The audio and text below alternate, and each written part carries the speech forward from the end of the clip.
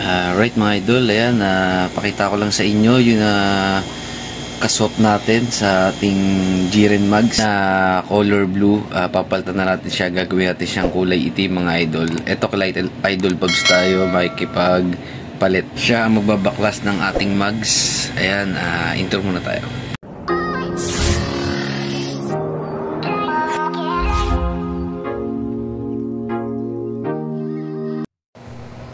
Alright mga idol, ayan, dito na tayo kay Idol Pubs. Ayan, si Rhinos. Waiting lang tayo saglit. Ayan ang ating Mags, pares bago linis yan mga idol, front and rear. Yan, pag-decision pala namin mga idol na palitan na pati yung gulong, hindi lang siya Mags.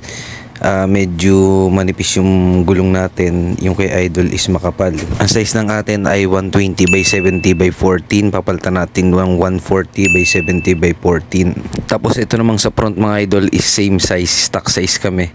Ayan, tatanggalin nga lang pala natin mga idol itong mudguard natin. Ayan, naalisin na siya kasi hindi talaga kakayanin. Ayoko pa naman sana mga idol tanggalin yan. Ayun nga lang talagang kailangan kasi pati gulong papalit tayo 140 by 70, edi malaki na talaga masyado yun. Ayan, papakita ko sa inyo yung ipapalit natin. Ayan yung sa front mga idol.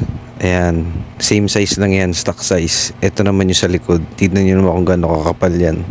Timson pala ang brand yan, o Timson yata. Nauumay na kasi ako mga idol sa color blue. Ayan, kapag naghanap tayo ng kaswap na kulay black, imbis na bumayad tayo sa pagpaparipaint, ayan, yung baklas kabit na lang yung binayaran natin.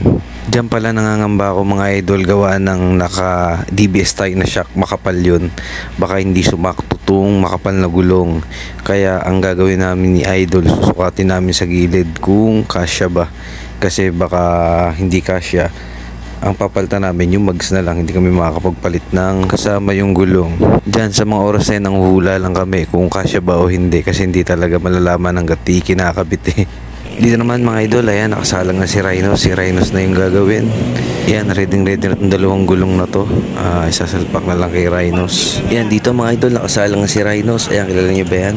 Ayan, nag-iisang Idol Pubs. Ayan, si Idol, nakaswap natin. Binitbit na yung 140 by 70. Napakalaking gulong. Hindi sabit. Para mapapakalas kami ng gulong pagkasabit sa sa shock. Same lang, kaso kaso nakapalit ako ng shock eh. Yan, kinakalas na ang ating Jiren Mags. Babay na sa ating Jiren Mags na blue mga idol.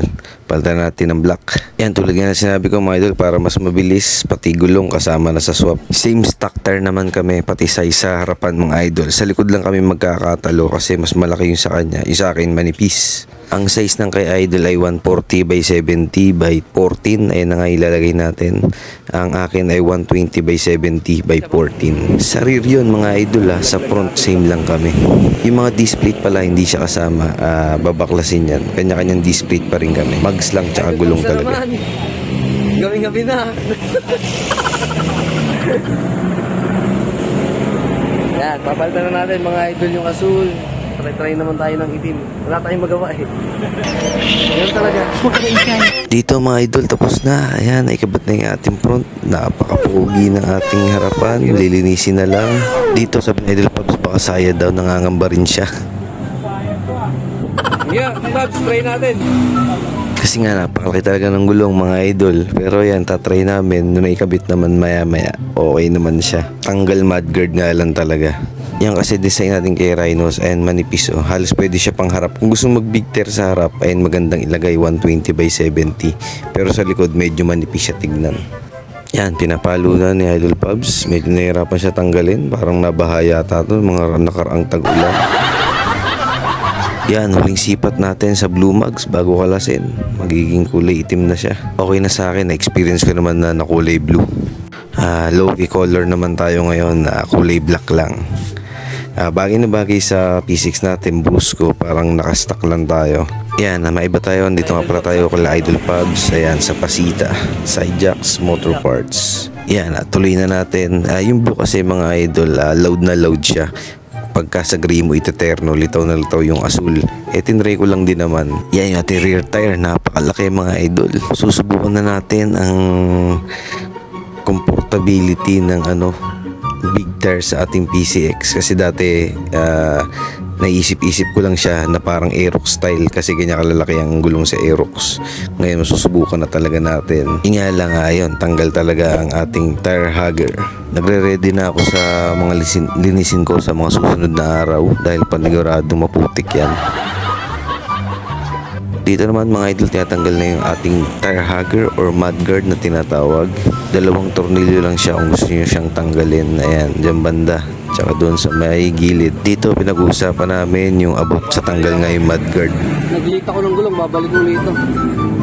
Ayan, tinanggal natin mga idol. Walang ganyan. Pasok lahat, oh, yun, isa kong problema. Ayan pa nga lang, meron na, yung pinapasok pa rin, oh. Meron pa yan, ha, nakakapit pa yan. Pasok lahat ng pulo dyan.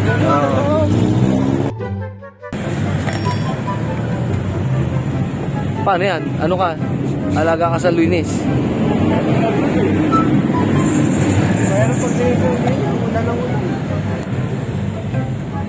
Yan mga idol, malalaman natin kung sabit sa DBS na shock.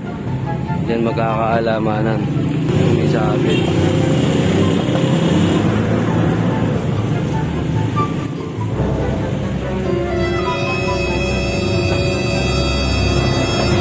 Yun! Sayad yan.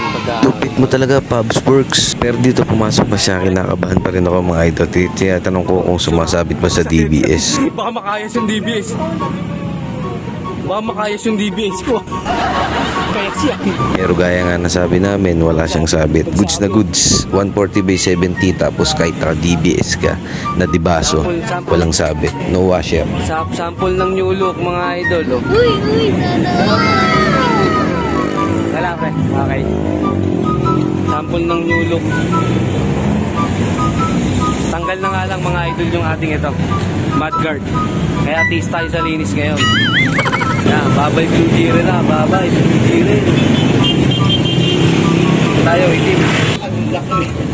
Lalo kung nakatax dyan ngayon. Baba mga idol. Oh. Iyan na ang itsura niya mga idol. Ngayon sa harapan, ito naman sa likod. Pugi-pugi, napakabukas ko tignan, bagay na bagay sa gray. Ito naman mga idol, check ko yung yun nga, isabit sa gulong kung gaano ka laki pa yung space. Allowance pa. Alright, ayun, wala. Ayun ang mahalaga, walang sabit. Ayun. Allowance. Kasi kala namin may sabit dito. Pag umaandar. Parang sinukat eh. Sinukat yata yan eh. Yan, kita nyo mga idol, di ba? Gahin liliit pa yung allowance niya, hindi siya yung gabuhok. Kaya kahit medyo malubak, hindi siya ganun sasabit basta-basta. Nakakapangamba kasi di ba mataba yung mga DBS, YSS, RCB na dibaso kumpara sa stock natin ang nipis-nipis. Pero yan, ayan, wala siyang sabit mga idol. Goods na goods yan. Hinihigpitan na lang ni Idol Pubs. Ayun na ating mudguard, tanggal na rin. Yan, bagong PCX na may bagong kulay makikita nyo ngayon. Sana yung asul, wala na. May tropa na yan. Tayo, black naman tayo. Alright mga idol, tapos na. Ayun ang ating finished product ni Rhinos. Yung seat na lang natin, papalitan natin ng flat seat na kulay black. Pogi. Mga idol, magsasara na kami mga idol. So, ulitin. Ay, idol, oh. Nakaswap lock. Pre, pahala mo, pre. Hansi, oh. Alright, shoutout, pare.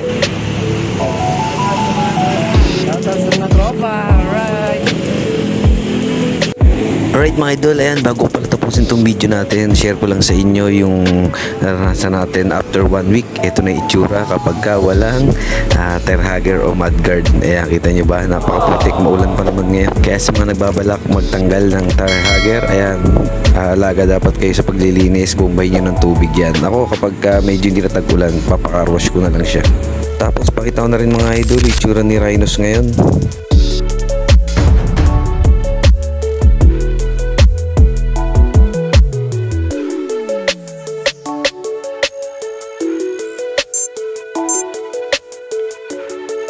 Ingat tayo palagi. Ride safe. Peace out.